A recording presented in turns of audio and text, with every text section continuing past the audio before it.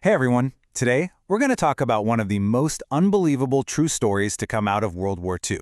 Seriously, it's a story of honor, of humanity, and how two men, sworn enemies in the sky, could somehow become brothers for life. And this whole thing, it really boils down to one simple question. In the middle of a brutal war, when you're trained to destroy, could the person you're supposed to kill actually become the one who saves you? Well, let's find out. Okay, so let's set this scene. It's December 20th, 1943.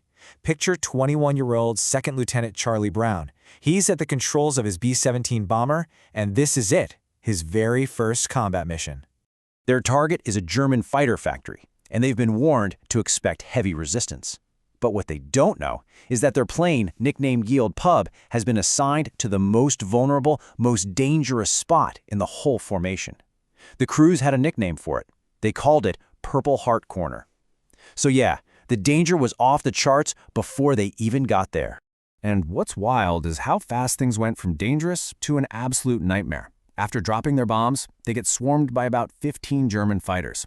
For 10 minutes, it's just chaos. The nose of the plane is shattered, blasting everyone with minus 60-degree air. 2 engines are gone, the oxygen and hydraulic systems are shot, the tail is shredded to pieces, and tragically, the tail gunner is killed. To top it all off, most of their guns are frozen solid.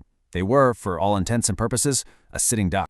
So they're way up at 27,000 feet, and because the oxygen system is busted, Brown and his co-pilot pass out. The bomber just falls out of the sky, completely out of control. But then, in this 1 in a million chance, the thicker air at the lower altitude actually revives Brown. He wakes up, pulls the plane out of this terrifying dive, and levels off just above the treetops, directly over a German fighter base. And right there, on that airfield, the two sides of our story are about to collide in a way that you just couldn't make up. On the ground, refueling his fighter plane, is a German pilot named Franz Stigler. And just look at the difference here. You've got Charlie Brown, a rookie on his very first mission, just trying to stay alive. And then you have Franz Stigler, a seasoned ace with almost 500 missions. He'd already shot down 2 bombers that day, and if he gets just one more, he earns the Knight's Cross, one of Germany's highest military awards. And this crippled B-17 is the easiest target he's ever gonna see. So Stigler takes off. He's on the bomber's tail in minutes, his finger right on the trigger. But as he's lining up the shot, he sees something through the giant holes in the plane that just stops him dead in his tracks. He sees the dead tail gunner. He pulls up alongside the bomber, and he can see the rest of the crew, wounded, scrambling to help each other. They were completely defenseless. And in that exact moment, Stigler remembers the words of his old commanding officer, a man named Gustav Rodel. See, Rodel had drilled a code of honor into his pilots. You don't shoot a defenseless man. To him, shooting someone in a parachute wasn't combat, it was murder. Stigler looks at this battered American bomber, and he realizes this is the same thing. This wouldn't be a victory, it would just be an execution. So Stigler makes a decision that went against his orders, against all the hatred of the war, an act that was basically treason, and could have gotten him shot by his own side. He doesn't just fly away, he decides he's going to save them. First, he tries to gesture for Brown to land his plane in Germany, or at least fly to neutral Sweden for safety. But Brown has no idea what he's trying to say. So, Stigler takes this massive risk. He flies his own fighter plane right up next to the bomber's wing. He's hoping that the German anti-aircraft gunners on the ground will see his Messerschmitt and assume the B-17 is a captured plane being escorted, and that they won't fire. And believe it or not, the gamble works. Stigler escorts this crippled bomber all the way to the coast, basically acting as its shield from German guns. As they get over the North Sea, Stigler's running low on fuel. He pulls up alongside Brown's cockpit one last time. Their eyes meet, and Stigler gives him a final silent salute, and then he peels away and disappears.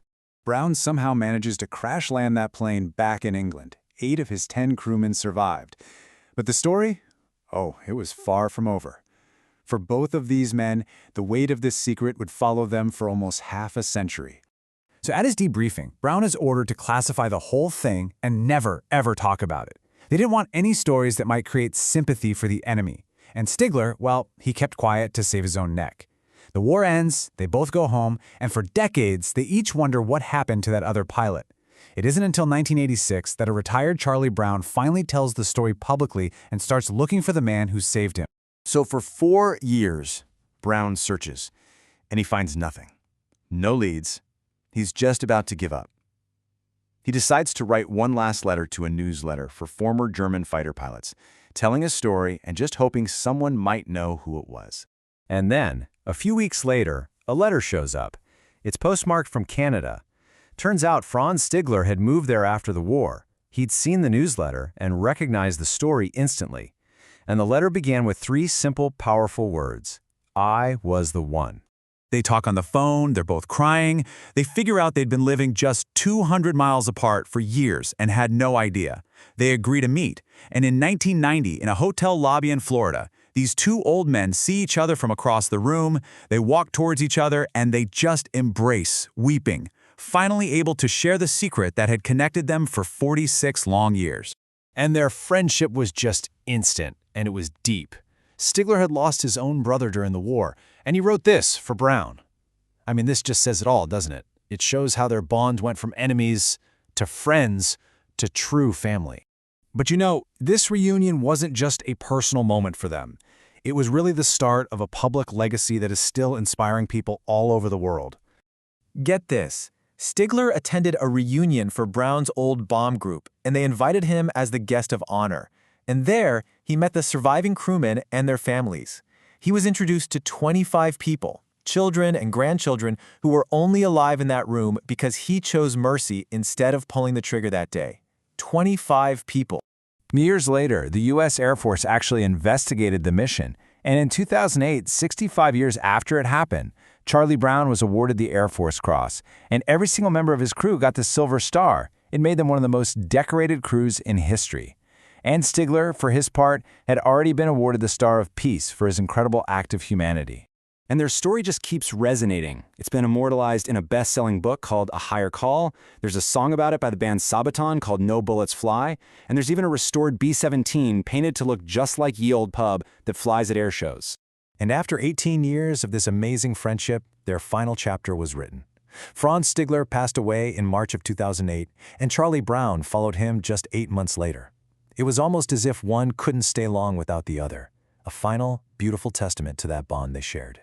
In the end, it's a story that just proves that even in the middle of a terrible war, one single moment of compassion, of answering what you might call a higher call, can change the world for generations. One act of mercy that led to a lifetime of peace.